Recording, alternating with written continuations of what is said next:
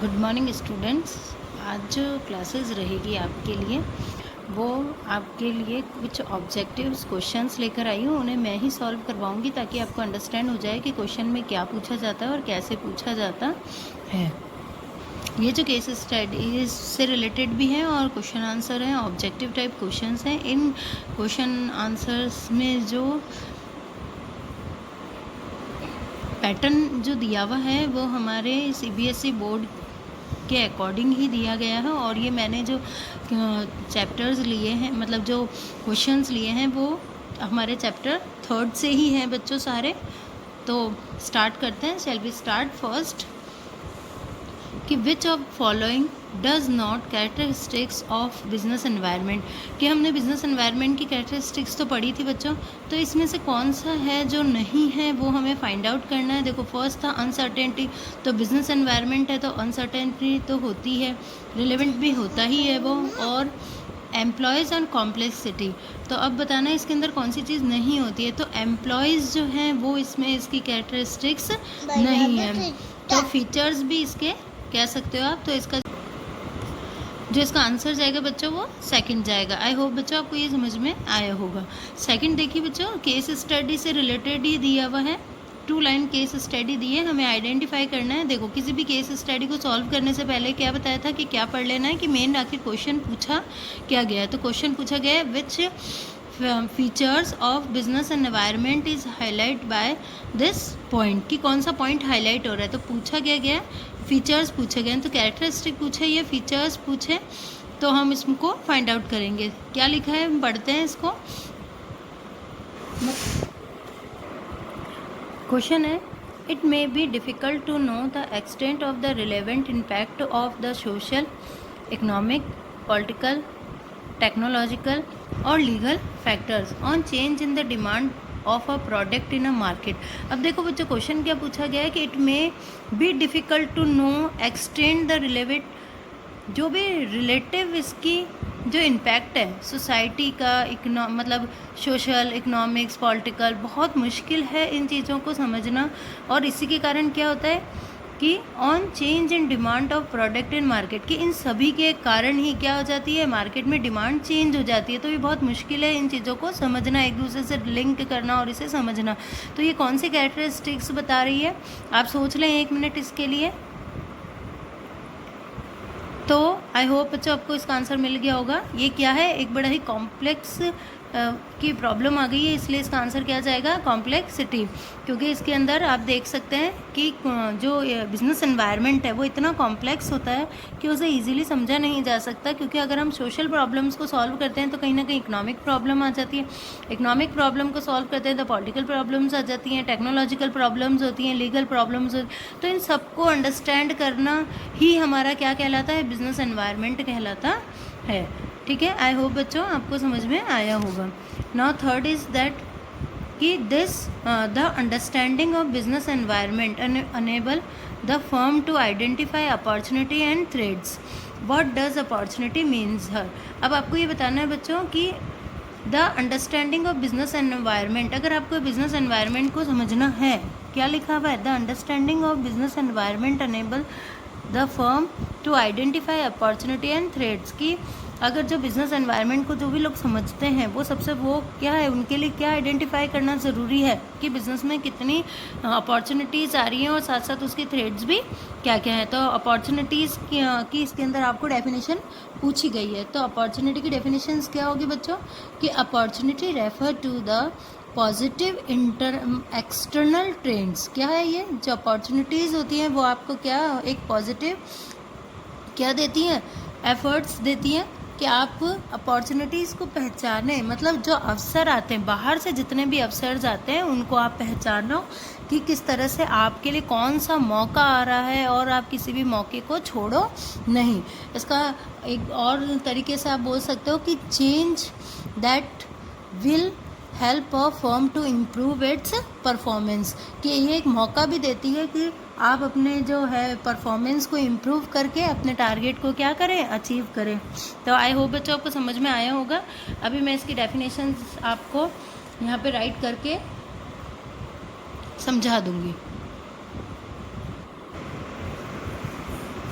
ये लिख दिए बच्चों मैंने कि to the positive internal trend. जो फोर्थ क्वेश्चन दे रखा है बच्चों वो आपके लिए मैंने होमवर्क रखा है कि इसके अंदर जो कैरेक्टरिस्टिक्स दे रखी हैं आपको उसकी इन केस स्टडीज़ को पढ़ करके और आपको इसके आंसर्स देने हैं। आई होप आप इसके आंसर सही देंगे। आप मुझे इसके आंसर कमेंट कर देना। नाउ नेक्स्ट जो दे रखा है वो कि which of the following best indicate the importance of business environment, कि इसमें से कौन सी चीज़ें हैं जो बिजनेस एनवायरनमेंट को क्या करती हैं कि इम्पोर्टेंस बताती हैं। सबसे पहले identification of opportunity and threat, सब भी बड़ा था जस्ट हमने। Then coping with rapid changes, हम ये भी जानते हैं कि जो एनवायरनमेंट है उसकी सबसे बड़ी जो इम्पॉर्टेंट है वो यही है कि इट्स रैपिड चेंज, कि वो हमेशा चेंज होता रहता है। एंड इम्प्रूवमेंट इन परफॉर्मेंस, हमेशा इम्प्रूवमेंट करता रहता है, क्योंकि अपॉर्चुनिटी का दूसरा नाम ही है क्या है कि आप अपनी परफॉर्मेंस में क्या करें, इम्प्रूव करें। तो ऑल ऑफ दीज, तो इसका आंसर जो होगा बच्चों वो क्या होगा, इसका आंसर डी होगा, ऑल ऑफ दीज। तो आई होप बच्चों आपको ये 5 जो हम MCQs थे वो समझ में आए होंगे। फोर्थ आपके लिए होमवर्क रखा है। नाउ नेक्स्ट, अब जो केस स्टडी दी हुई है बच्चों वो जो है आपको खुद ध्यान से देखना भी है और अपनी कॉपी में नोट डाउन भी करते जाना है। ये CBSE सैम्पल क्वेश्चन पेपर 2015 में पूछा गया था, 4 नंबर का क्वेश्चन है। और बच्चों जो ये केस स्टडी है आप उसको बहुत ध्यान से करना, इसीलिए मैं जो बहुत कम केस स्टडीज़ लेकर आ रही हूँ ताकि आप जो है उसको अच्छी तरह से सॉल्व करें और समझें भी कि आखिर केस स्टडी कहना क्या चाह रही है। तो एक बार आप पढ़ लें इसको, फिर मैं आपके लिए इसको रीड आउट कर दूँगी।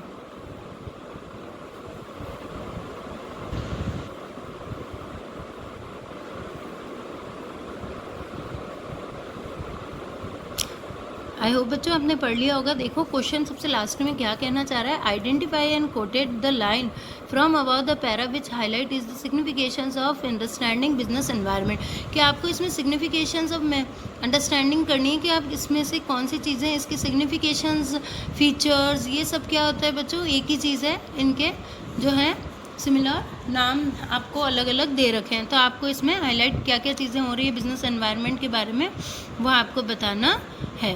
क्वेश्चन क्या कहता है बच्चों, चलें पढ़ते हैं क्वेश्चन बच्चों कि mister Ajay after completing MBA from USA come to India to start a new business under the banner icon E-Com Creation Limited. He launched a new product in e-learning from senior secondary school students in commerce stream. क्या हुआ है कि जो mister Ajay हैं वो MBA करके USA से आए हैं इंडिया और अपना नया बिजनेस स्टार्ट करना चाहते हैं। और वो क्या स्टार्ट करना चाहिए, ही लॉन्च अ न्यू प्रोडक्ट, वो एक न्यू प्रोडक्ट लॉन्च करना चाहते हैं, वो भी ई-लर्निंग का। जैसे हम आपको जो करवा रहे हैं वो एक तरह से ई-लर्निंग ही है बच्चों। तो ये कह रहे हैं सीनियर सेकेंडरी बच्चों के लिए, कॉमर्स स्ट्रीम के लिए वो स्टार्ट करना चाहते हैं। अब ये क्या कहता है देखें, क्या विच already has an stable market in UK and USA but not in India. वो ऑलरेडी ऐसा बिजनेस कहाँ स्टार्ट कर चुका है, UK और USA में कर चुका है, लेकिन इंडिया में नहीं किया। वो इंडिया में फर्स्ट टाइम ही कर रहे हैं। His business started flourish in the India, now more Indians company entered into the market which other subject also. अब क्या करना चाह रहे हैं कि नाउ मोर इंडियंस कंपनी, अब बहुत सारी इंडियन कंपनी जो है वो इसी सब्जेक्ट को लेकर के क्या करना चाह रही है, या Indian company enter into the market with other subject also. अब जो दूसरी कंपनीज है वो भी अदर सब्जेक्ट को लेकर इसी तरह का मार्केट स्टार्ट करना चाहती है। तो अब क्या होगा, हमें इसके क्या क्या फीचर्स समझ में आ रहे हैं और वो लाइन पे हाईलाइट करनी है जो आपको समझ में आ रहा था। तो फर्स्ट हमारे यहाँ पर क्या है, देखो कि फर्स्ट हमने यहाँ से लाइन देखी है बच्चों, देखो इसमें क्या दे रखा है, क्योंकि आंसर दिख रहे हैं इसलिए आप डायरेक्ट ही इसको कर पाएंगे, वरना तो मैं आपसे पूछती फिर आप इसको करते आंसर। देखो, come to India to start a new business, launch a new product in e-learning for senior secondary school students in commerce stream. तो ये क्या चीज़ को हाईलाइट कर रहा था बच्चों, क्या समझे आप, इसकी सिग्निफिकेशन क्या दिख रहा है कि इट्स हेल्प टू अब assigning in planning and policy formula, कि क्या किया है। देखो, एक पहले तो प्लानिंग असाइन करिए और एक पॉलिसी फॉर्मुलेट करिए कि हाँ भाई हमें इस तरह से काम करना चाहिए।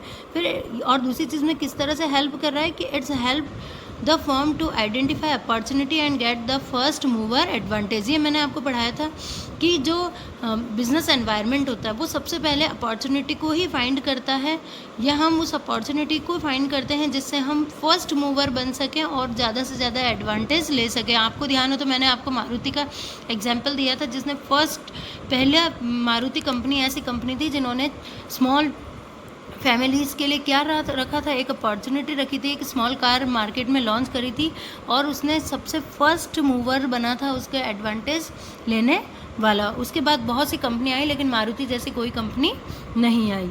सेकंड क्या दे रखा है देखो बच्चों कि his business starts polish in India.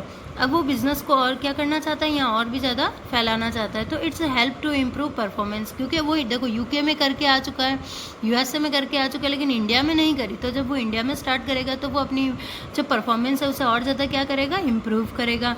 Now more Indian company entered into the market with the different subject also।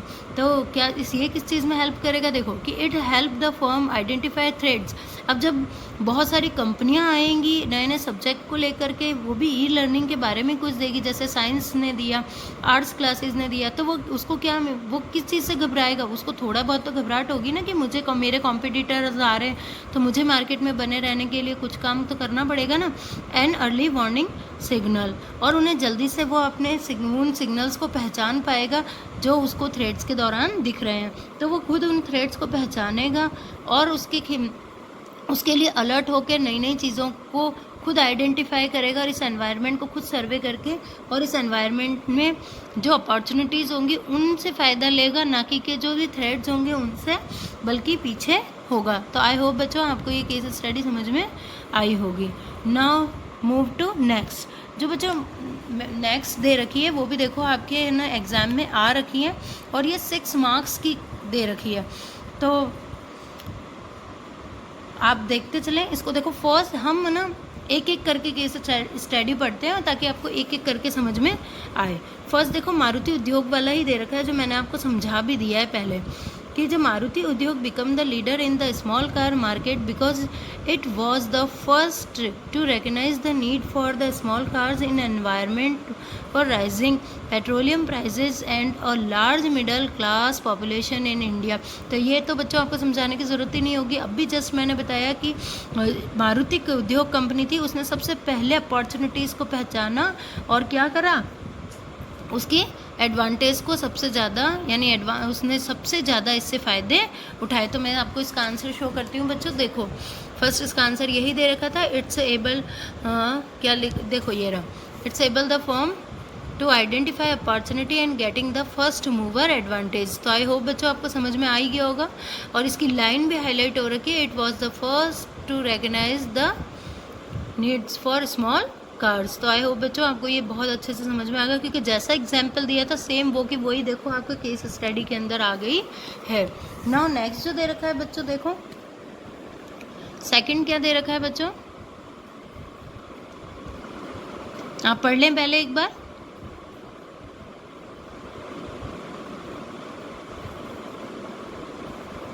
अभी देखो ये जो हमने जस्ट ऊपर पढ़ा था बस उसी से रिलेटेड है। देखो इसमें एक बात आ गई है, आपने अगर केस स्टडी अगर अब इतनी कर ली है बच्चों तो आपको शायद कहीं हिंट में ही आपको आंसर समझ में आने लगे कि आंसर क्या कहना चाह रहा है। देखो इसमें एक ही लाइन दे रखी है कि an Indian firm find that a foreign multinational in entering the Indian market with the new substitution.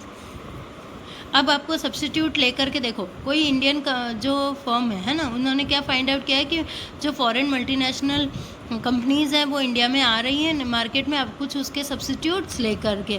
तो on the basis of this information the Indian firm can prepare itself to meet the threats by adopting such measure as improving the quality of the product, reducing cost of production and imaging in advertising and so on. तो अब आपको ये समझ में आ गया होगा। देखो बच्चों कि जब कोई बाहर से, जब कोई कंपनी एक कंपनी का कंपनी के प्रोडक्ट का सब्सिट्यूट लेकर आ जाती है, तो दूसरी कंपनी को, पहली वाली कंपनी को उस दूसरी कंपनी से क्या होने लग जाता है, थोड़ा सा डर रहने लग जाता है, वो फियर हो जाती है उससे कि कहीं इसका प्रोडक्ट हमारी कंपनी से अच्छा ना हो, प्राइस में कम ना हो, तो इसकी मार्केटिंग ज़्यादा ना हो। तो अब क्या कर रही है दूसरी कंपनी, अब अपने आप को मार्केट में बनाए रखने के लिए अपनी क्वालिटी में, अपने प्रोडक्ट में क्या कर रही है, इम्प्रूवमेंट कर रही है, कॉस्ट भी रिड्यूस करेगी और वो कोशिश करेगी कि वो अच्छे से अच्छा एडवर्टाइज़ करे और एडवर्टाइज़ की कॉस्ट भी ज़्यादा नहीं, और ऐसा ग्रेसफुल एडवर्टाइज़ करे कि लोग जो हैं उसको बहुत ज़्यादा अप्रिशिएट करें और मार्केट में उसका प्रोडक्ट बना रहे। तो जब ये ऐसी चीज़ें होती है, कोई दूसरी कंपनी का हमें डर सताने लग जाता है, तो वो क्या चीज़ होती है, वो थ्रेड होता है। तो it help the firm to identify threats, कि वो उस डर को पहचाने। यानी थ्रेड्स मतलब भय भी होता है बच्चों कि अब अपॉर्चुनिटीज़ मिली हैं तो थोड़ी तो ये तो रहेगा ना, हमें थ्रेड्स तो रहेंगे किसी से। तो थ्रेड्स को पहचानना और जल्दी से वार्निंग, आने वाली समस्याओं से हमें पहले ही उससे अवगत करा देना, ताकि हम क्या हो जाएं, हमें पहले ही वार्निंग सिग्नल मिल जाए कि अब हमें आगे की तैयारी कैसी करनी है। तो इसका आंसर क्या जाएगा बच्चों, ये कौन सी इंपॉर्टेंस हो गई आपके लिए कि द फर्म कैन, सेकेंड देखिए बच्चों कि it helps the firm to identify threats and earlier warning signal। तो आई थिंक आपको समझ में आया होगा बच्चों। नाउ थर्ड जो है बच्चों वो बहुत इजी है। आई होप आप इसको खुद ही रीड करें बच्चों, और आप खुद एक बार इसको समझने की कोशिश करें, फिर मैं आपके लिए इसका आंसर शो करूँगी। देखें क्या लिखा है, to engage in any type of activity, a business enterprise assemble various input like finance, machine, raw material, power and water, labor etc। तो आपको समझ में आ रहा होगा। देखो हमने ये लाइन एज इट इज़ हमारे नोट्स में पढ़ी हैं।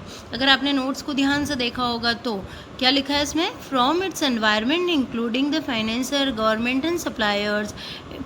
In return, the business enterprise supplies the environment with its output, such as the goods and services from customer, payment of taxes on to government, in return to finance investment to investors और so on। तो आपको ये बात समझ आई बच्चों। देखो इसमें क्या लिखा था कि वो क्या अरेंज करते हैं। देखो सब जने मिल कर के मैं बहुत तरह की एक्टिविटीज़, एक फर्म जो है यानी एक कंपनी जो है, एंटरप्राइजेस जो है, वो बहुत तरह की एक्टिविटी जो है वो असेंबल करती हैं अपनी ऑर्गेनाइजेशंस के अंदर।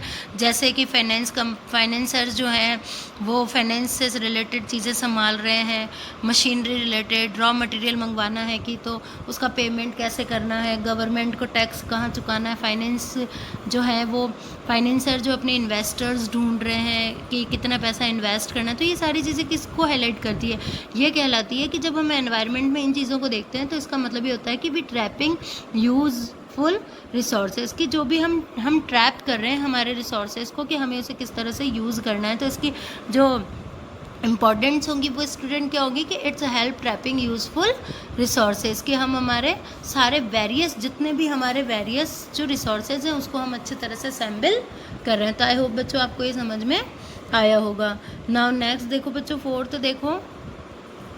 फोर्थ वाला तो आप बहुत मतलब फर्स्ट लाइन से समझ जाएंगे बच्चों, जैसे मैं सोच रही हूँ कि आपको समझ में आना चाहिए कि today's business environment is getting increasing dynamic where change are the taking place at the first page. अब ये क्या लिखा है देखो कि टुडेज बिजनेस एनवायरनमेंट, जो आज का बिजनेस एनवायरनमेंट है वो कैसा है, बहुत बढ़ता हुआ, बहुत ही तेज़ी से बढ़ता हुआ एक डायनेमिक प्रोसेस है। आप जानते हैं कि डायनेमिक मतलब क्या होता है ना, जो कहीं स्थिर नहीं रहता, स्टैटिक नहीं रहता, वो हमेशा फ्लो में ही रहता है। तो कह रहा है कि were change the taking place at the fast pace. तो कह रहा है कि जो बहुत जल्दी जल्दी चेंज हो रहा है। तो ये जब चेंजिंग्स वर्ड आ गए तो इसका मतलब आप क्या समझ रहे हैं कि हमारा एनवायरनमेंट है जो बहुत डायनेमिक है और इट्स अ रैपिड चेंज। तो हमें ये समझ में आ रहा है, हमने हमारे इंपॉर्टेंट्स में पढ़ा था कि its help to coping with rapid change, कि वो हमेशा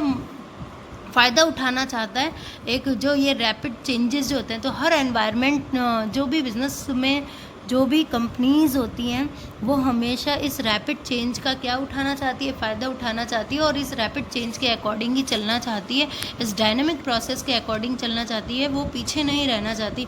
क्योंकि अगर चेंजेस होते रहे और हम वहीं के वहीं रहे और हमने चेंज नहीं किया तो हम कहीं ना कहीं क्या होंगे, इस मार्केट से क्विट हो जाएंगे, मतलब बाहर निकल जाएंगे। नाउ नेक्स्ट क्या दे रखा है बच्चों, थर्ड देख फिफ्थ देखें कि entry of new players in the markets which main more competition may make an enterprising think afresh about how to deal with the situation। अब ये है कि जब कोई नया मार्केट में हम प्लेयर आता है, मैं आप समझ गए होंगे कि जब भी कोई न्यू एंटरप्राइज़र जो मार्केट के अंदर आता है तो वो यही समझता है कि कंपटीशन जो है वो बहुत ज़्यादा अब बढ़ गया है, तो वो अपने आप को फ्रेश रखने के लिए, इन सब चीज़ों से, सिचुएशन से डील करने के लिए वो क्या करता रहता है। तो वो सबसे बड़ी, अभी हमने फर्स्ट ही जो केस स्टडी पढ़ी थी उसी का फर्स्ट ही आंसर हमने देखा था कि जब कोई नया मार्केट में आता है तो वो क्या करता है, its help to assign the planning. वो हमेशा असाइनिंग करता रहता है प्लानिंग को, और जो पॉलिसीज़ होती है उसको फॉर्मुलेट करता रहता है कि जो पॉलिसी अपना रहा हूँ उसमें ऐसा कुछ चेंज कर दूँ ताकि मैं मार्केट में क्या रहूँ, बना रहूँ। तो आई होप बच्चों आपको समझ में आया होगा। देखो बच्चों ये सारी 2 लाइंस की हैं, लेकिन इसका जो आंसर्स दे रहे हैं आपको समझ में आ रहा होगा कि किस टाइप से इन वाली प्रॉब्लम्स को सॉल्व करना है। नाउ लास्ट जो बची है बच्चों वो देखें,